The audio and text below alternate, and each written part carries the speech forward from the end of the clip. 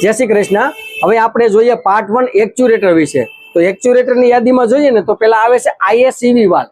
આઈએસસીવી વાલ્વનું full form નામ છે ideal air control valve અને એનું કામ શું છે તમે જુઓ પહેલા તો આઈડિયલ એર કંટ્રોલ વાલ્વ અહીંયા આવે છે, આ હોલ આવે છે ટોટલ બોડીની અંદર અને આઈડિયલ છે અને એની હવા અહીંથી નીકળતી હોય।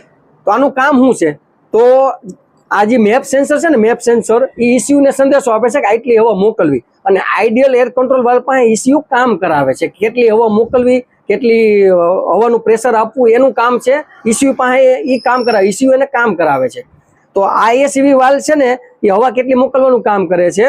તો હવે આ બીજું જોવો કે એમાં ઇન્જેક્ટર આવે છે, આ ટોટલ બોડીમાં લાગેલો હોય છે અને ઇન્જેક્ટરનું કામ છે પેટ્રોલનો સ્પ્રે કરવાનું।